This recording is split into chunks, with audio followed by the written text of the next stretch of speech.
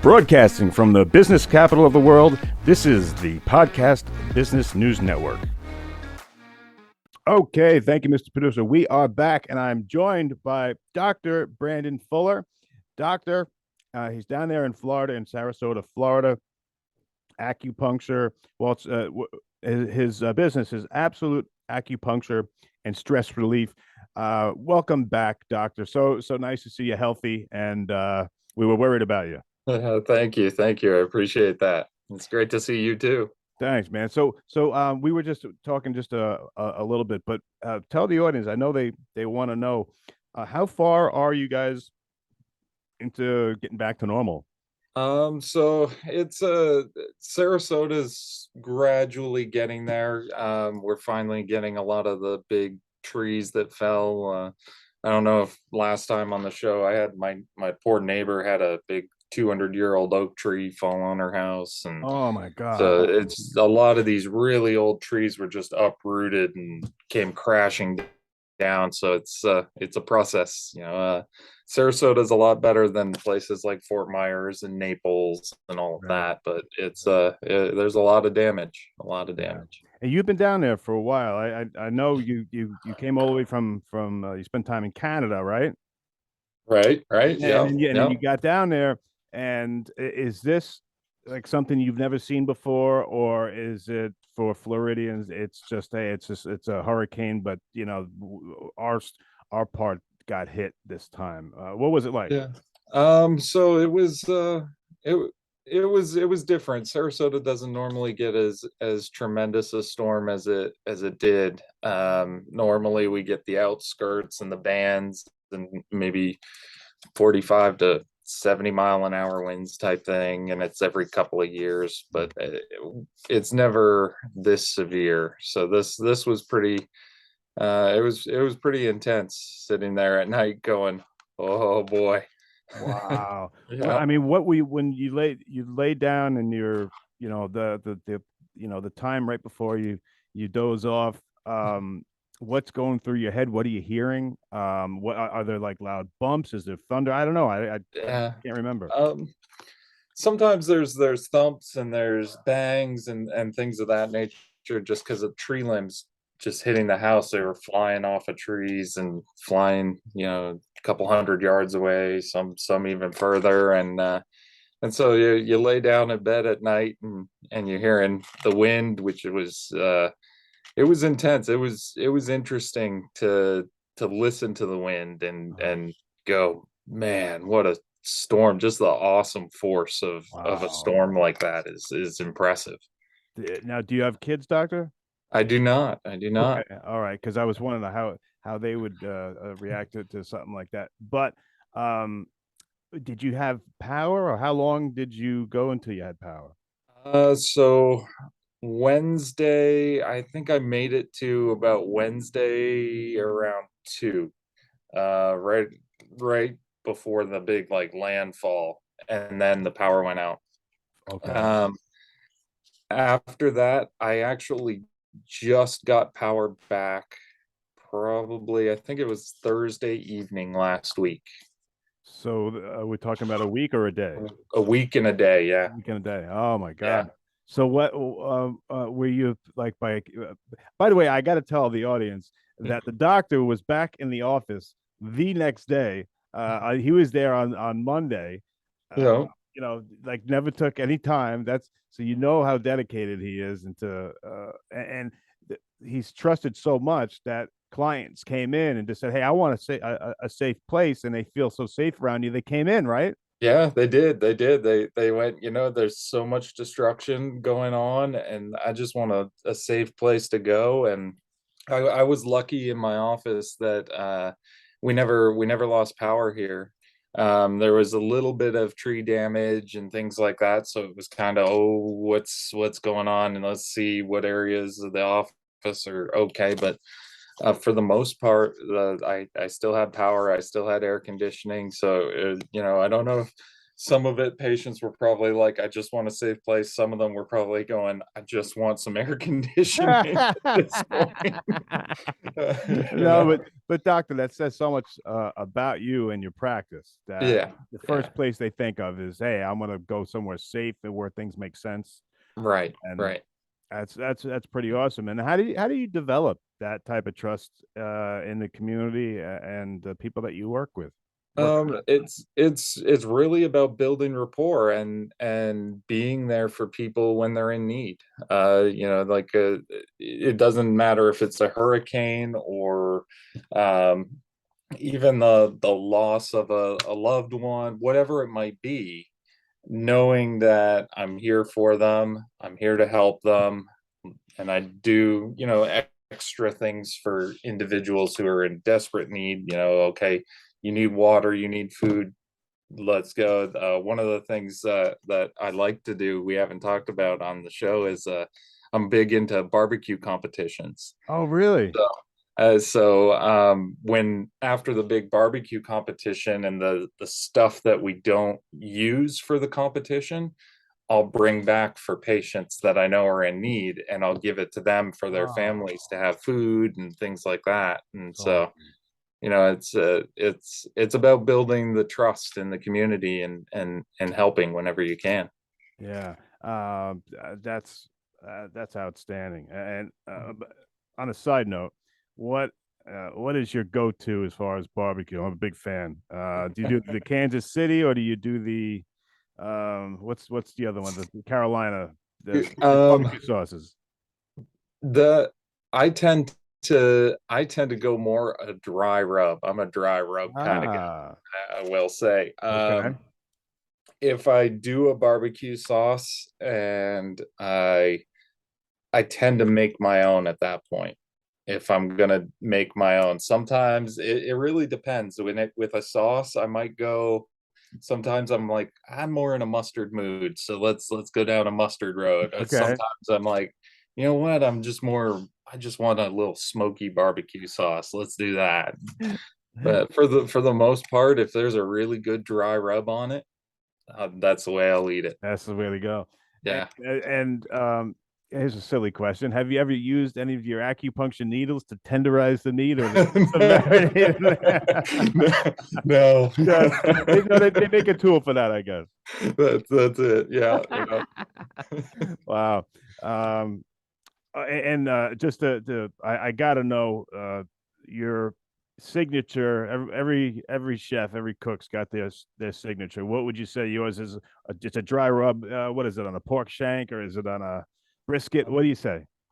So man, that's a tough question. I would say ribs tend to be the best. Pork or beef? Pork, pork ribs, because in the competitions they want a brisket, they want pulled pork, they want ribs, they want chicken, and then they want burnt ends, and we call it the money muscle from the big pork butt. So we have like a Uh-huh. pork loin, and we cut that up. But the I will say I think the ribs is ends up being kind of the signature, whereas like the brisket is always really really good. Oh yeah, But the best we've placed in competition is fifth place overall against all the teams that are there. that's and awesome.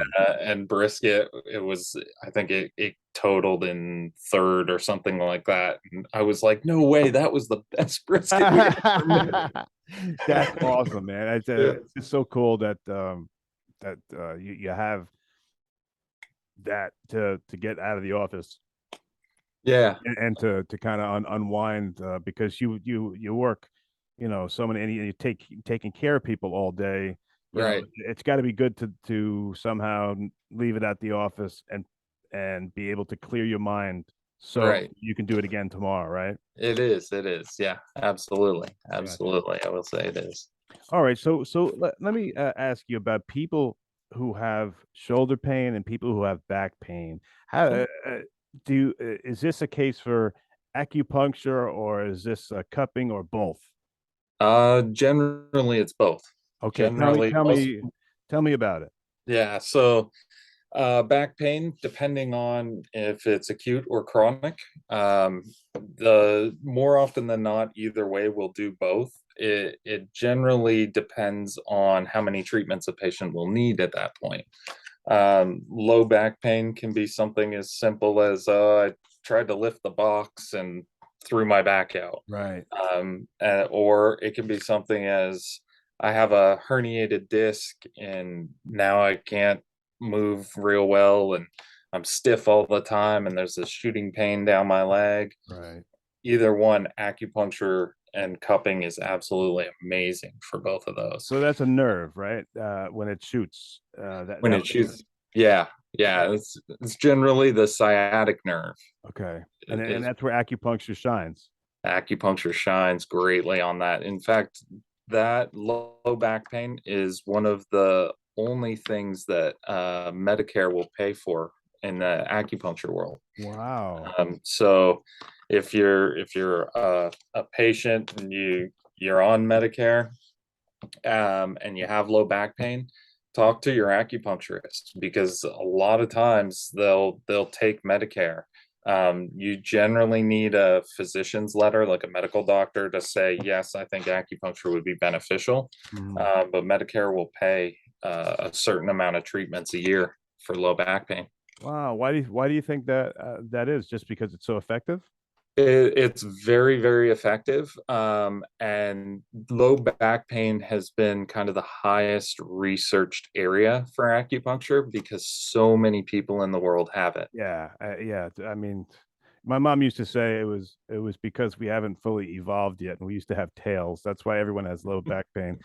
But my mom used to drink a lot. And I'm totally kidding. No, she's a teetotaler. But as a joke, she said that, and I wonder if there's Yeah, any truth to it because everyone has low back pain. I would say they do. They at do. A some lot point. of people. Yeah, at some point, everybody has low back pain, and there's so many different reasons why. Unfortunately, we're a big community where we sit a lot, Yeah. and and that tightens a lot of muscles around the low back and causes a lot of pain. And unfortunately, we don't always go, okay, I'm done with work today. I know it was a long day, but I still need to go out and stretch or exercise or whatever it might be. We tend to go, it was a long day. I'm going home. I'm going to have a beer or two and have some dinner and probably go to bed. Right. Right. Right. Yeah. Yeah. And um, would you attribute some of it to as we get older, we do the same things that we did when we were 25, and we just really should. Sometimes we're late to the party where, hey, maybe you shouldn't put that on the squat rack, or you should learn a little bit about stretching, right? Is that important? Is Right. stretching important? Oh, stretching is major. So if we think of it this way, human beings as a whole love consistency. We don't like change, Right. right? We want to have this consistent routine that we always do, and no matter which way we go, we try to put ourselves in in a routine where we go, okay, every day I do these same things. Um, but if we don't take the time and think about, okay, if I don't stretch or if I don't exercise or if I don't do something, um,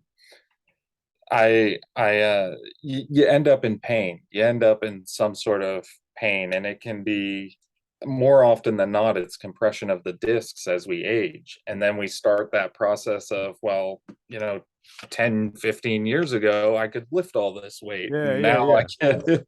can't, now I can barely lift half of that weight. Yeah.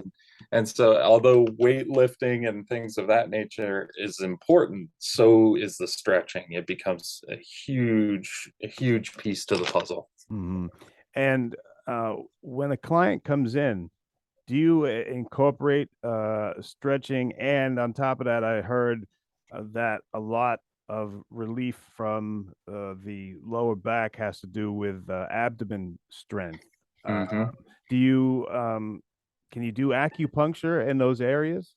I do, and there is a lot of exercises that are given for patients. I tend to start slowly with patients, just because in my experience over the years, patients have, if I give them all the exercises, they want to do them all Oh, because they okay. want to make the pain go away. Right. But you have to slowly build up to it. And I will admit I am guilty as charged. Whenever I have a bit of pain, I go, what stretches do I need to do? Let's get this Right, going. I just right, log right. on, right? I got stuff to do. So I 100% will admit and understand any patient that walks in here and it's like, I need to get this done. Right. Um, but it is a process. It can't, if you rush it, you can often injure yourself even more. Yeah. So it's a process. We start slow with some basic stretches that can be done when you wake up in the morning and when you're going to bed at night. It can be done while you're laying in bed, and Mm. then after that, we kind of increase and build Okay. from that. How about uh, most of your clients come in with shoulder pain? Um, is it through injury? Is it through sleeping wrong? Well, I mean, I know it's a lot of different, but Right. maybe you can address that. Like, what's the Yeah, main raise? What do you? sure.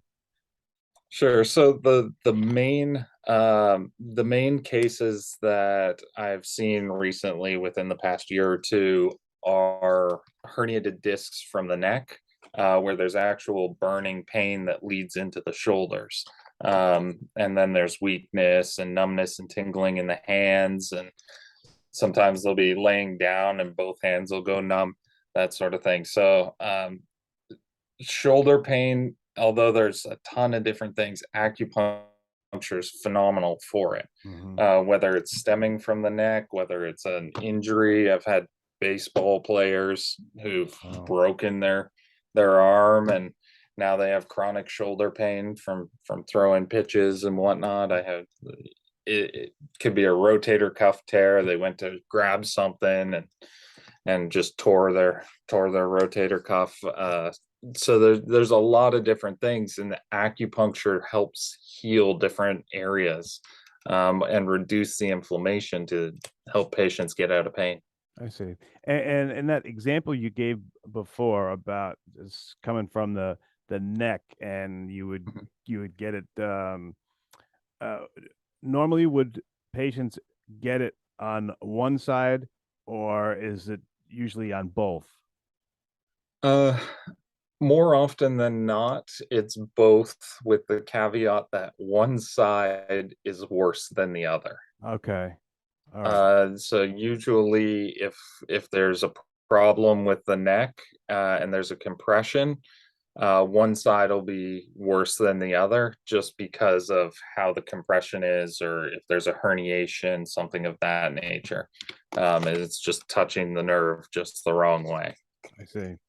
Yeah. And when someone has that nerve problem, like maybe goes down to the tingling, like you were talking about, uh, where where does where do the needles go in the acupuncture when you're dealing with a nerve issue? Nerve issue. Generally, I like to go local, so I like to go right to the source and be right along the back of the neck and right along the spine there. Hmm. Um, and it seems like it'd be painful, but most patients don't even notice that I've put needles in that area, just because the nerves are so irritated and so numb that a lot of times patients can't even feel that I've put needles in those areas just because of the numbness Wow. that's there. So it's I'll go right there. I'll run right down the shoulder, right into the right on through the trapezius down, sometimes into the hands. Wow. Yeah. And what I'm wondering is, like, they say when you're doing an intramuscular shot, say in a glute, Mhm. you don't know what you're doing. You can, if you hit it too much on a side or lower or whatever, you can hit a nerve, right? Uh-huh. And those needles are of course completely different from what you're doing, but just with your expertise, how close do you actually come to the nerve? And does it get tricky when you're in that area, or do you not touch that area? So yeah, that's a good question. I will say, in world of medicine, I'm miles away from the nerve. Gotcha. But looking at it from the outside perspective, for those who aren't in medicine, I might be about a centimeter away. Wow. So it doesn't seem like a whole lot, but in the kind of medicine world, it's miles away from Yeah. Earth. Well, Yeah. I mean, that's talk about precision, and all, all of your training, and the education, to be 1 centimeter away from something that could be really, really Yeah, yeah, uncomfortable, uh, right. just to treat it like another day at the office. That's Yeah. pretty impressive, man. Yeah, thank you, thank you. Yeah, yeah, that's it's years and years of practice and just doing it constantly over and over and over. And I will say, in the beginning, almost all acupuncturists, and unless they have a little bit more cojones,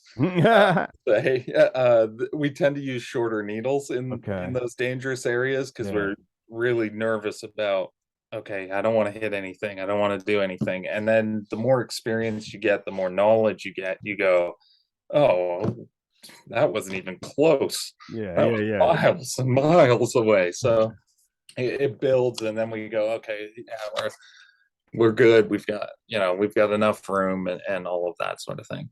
So. Doctor, do you ever?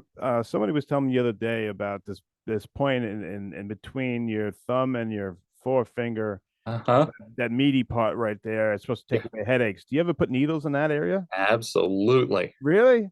Yep. Well, tell me Yeah. about that. Is it for a headache?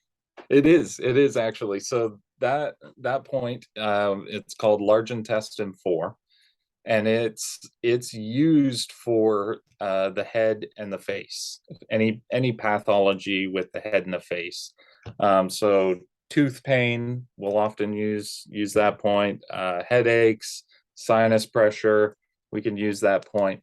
It's actually really great also, if you ever end up with a nosebleed that you can't get stopped. Um, there's a point on the back side of your palm, and if you put a couple of rubber bands around it and put pressure on both of those points, Really? it'll stop a nosebleed. You sometimes, if you don't have a rubber band, you just grab your hand and squeeze, and it'll stop a nosebleed. And the first time I heard it, I went, "No, That's there's no way." incredible. But I've actually used it on profuse nosebleeds, and it does. It stops it in a heartbeat. Well, that's. Do you ever? Uh, do you ever study the reflexology, or is acupuncture? Are there some similarities because of some place in the foot leads effects like what you were just saying, like the hand for the nose? Tell me about if what your view on that is. So I focus more on the ear. So the ear is kind of, we call it a microsystem. So the ear is more closely related to the brain and Huh? and the central nervous system. So using points in the ear, we can actually trigger different areas of the brain to start healing different things. And it's been studied extensively by medical doctors and researchers who have access to functional MRIs, and they'll use those points in the ears, and then they'll do a run a functional MRI, and they'll see different areas of the brain light up. Wow. And it's actually what makes it so great for things like opioid dependency, nicotine addiction, overeating, all of these different addictions. They can trigger different areas of the brain to reduce the desire for those drugs. Wow. Different areas on the ear, we can actually place needles to trigger what's the word? The kind of like the happy sensation. Okay. So Okay. we reduce pain by releasing endorphins. That's the word I was I looking see. for. I see. Okay. Yeah. So we'll release endorphins, and your pain level will actually just drop just from points in the ear. That's amazing. Yeah. Wow. I'd love to see that done. Well, hey, doctor, always so much great information. Dr. Brandon Fuller, um, Sarasota, Florida. Go to absolute-acupuncture.com. That's how we get a hold of you, right? That's correct. Yeah. All right, doctor, anything you want to leave us with? And I'm sorry I didn't get to all the people on the instant feedback, but I will. But doctor, you got the last word, my friend. Just stay safe out there, and have a great week. All right, all right. Always a pleasure, doctor. Thank you so much. And guys, we'll be right back. Thanks, doc. Thank you. Are you looking for even more of the podcasts and hosts that you love? The Podcast Business News Network is proud to announce that you now have even more ways to listen live. Check out the MyTuner Radio, online radio box, and Simple Radio apps on iOS and Android, or find us online. Search for Business News Network on mytuner-radio.com, or search Podcast Business News Network on streama.com and onlineradiobox.com/US. Take your podcast on the go and don't miss a minute of the action.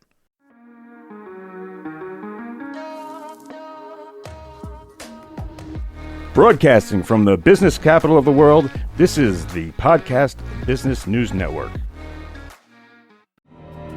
For nearly 2,000 severely injured veterans, everyday life has become filled with barriers. Day-to-day simple tasks can become pretty daunting. I have to carry my chair up 2 flights of steps or have somebody do it for me. What scares me the most is just the falling. When I'm struggling with my house, I think, to have that one great barrier just knocked down, it's crucial.